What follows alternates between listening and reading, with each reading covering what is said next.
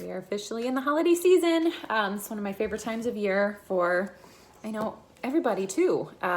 Family time, delicious food, great treats. But you don't have to fall completely off track just because it's the holidays. Thanksgiving is one day. Christmas is one day. And I think a lot of times that people end up getting off track and really needing to start all over in January is because they stretch that one day of Thanksgiving and Christmas across the entire 5 weeks.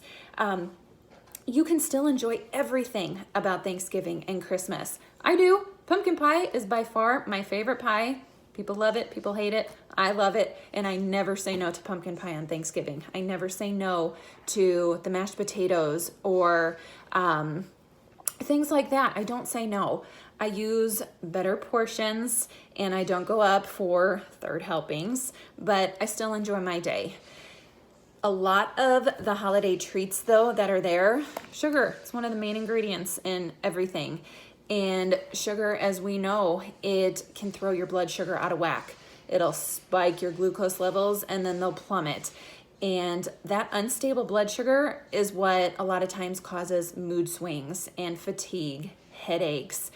And it also can begin the cycle of false hunger because as soon as you put sugar in your body, it creates that signal to your brain that you crave it, even though your body does not need it. Of course, risk of obesity, diabetes, heart disease, all that stuff. Your immune system can actually be negatively affected. It can affect the cognition in children, and it can increase your stress. Who needs that? I don't need that. But I have discovered 2 wonderful sugar swaps that I use in a lot of my baking, and you can use these in recipes that are delicious, traditional holiday recipes and really not notice a huge difference. First one is coconut sugar. It is a fantastic alternative because it substitutes perfectly for white sugar. Recipe calls for 1 cup. You use 1 cup of coconut sugar. It also works the best with recipes that call for both white and brown sugar. I have a recipe in my ebook for a cinnamon ginger snap cookie, and a traditional holiday recipe of that type of cookie calls for white and brown sugar. So I have substituted this one and it's delicious. So perfect. But aside from just how good it tastes, coconut sugar has so many benefits too. It contains electrolytes, which are very important for regulating your body's water content. It has a low glycemic index, only about 35.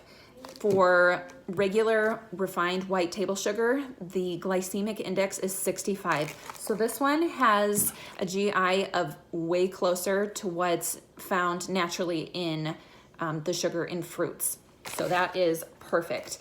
It contains vitamin C and raw antioxidants, and it also contains something called inulin, which is a type of dietary fiber which helps keep your gut healthy. You all know that I'm about the gut health. It can help prevent colon cancer, and it can actually regulate your blood sugar, whereas the regular sugar throws it way out of balance.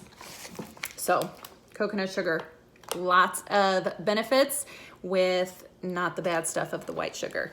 My second swap sugar hack is just honey, but just make sure that you get the good stuff. So if the ingredients say anything else besides just pure honey, it's not the good stuff. So honey, it's one of the best natural sweeteners. It's high in antioxidants. It can help improve your good cholesterol. It lowers your triglycerides, which are a factor for heart disease. It can actually decrease inflammation in your body as well. And this substitutes pretty close to regular sugar. And so if a recipe calls for 1 cup, this you'll use about 3/4 cup. And just make sure that if you're using it for baking, that you mix it with the wet ingredients instead of the dry, like you typically would for sugar. But there you go. 2 different sugar swaps, both delicious, both make recipes great. There are gonna be a lot more tips in my holiday ebook, and be on the lookout for a couple more email tips just like this one. So hope y'all are doing well, and I'll talk to y'all later.